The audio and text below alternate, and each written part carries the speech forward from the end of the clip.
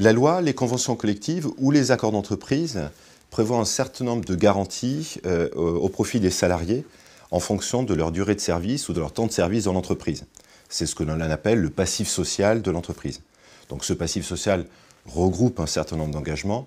L'un des plus caractéristiques ou l'un des plus importants se situe donc au niveau des indemnités de fin de carrière. Si l'on fait effectivement un focus sur la convention collective dite SDLM, retenons par exemple que pour un salarié qui a 15 ans d'ancienneté dans l'entreprise, l'indemnité que devra lui verser son employeur représente aujourd'hui 2 mois de salaire.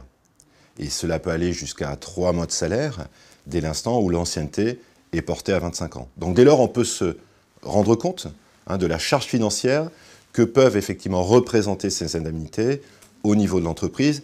Et j'allais dire la nécessité, bien évidemment, non seulement de l'évaluer, mais aussi, pourquoi pas, de prévoir effectivement des solutions de financement de ces fameuses indemnités de fin de carrière. Ces dispositifs de financement passent par le biais d'un contrat d'assurance. De façon très simple, donc l'entreprise souscrit un contrat donc, pour couvrir effectivement les indemnités de fin de carrière.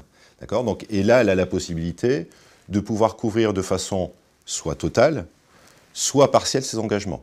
C'est-à-dire par là qu'elle peut très bien couvrir les départs de façon temporelle, imaginons les départs prévus dans les 10 prochaines années, ou alors de façon structurelle en couvrant par exemple les indemnités qu'elle doit au profit d'une catégorie de personnel ou par exemple, disons-le, au profit de ses cadres. Ce qu'il est important de noter aussi, c'est que ces contrats-là peuvent, le cas échéant, prévoir aussi la couverture des indemnités de licenciement.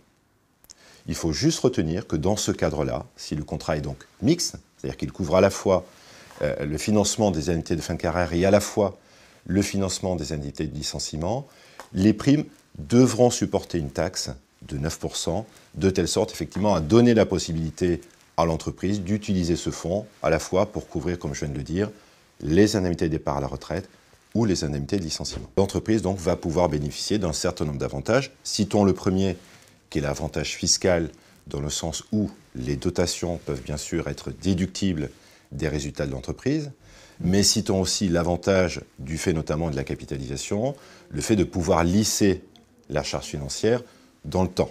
Rajoutons enfin que ces dispositifs sont de nature à renforcer la sécurité des salariés, puisque quand bien même l'entreprise aurait des difficultés, ils sont assurés au travers de ce fonds de savoir que l'entreprise pourra effectivement payer leurs indemnités.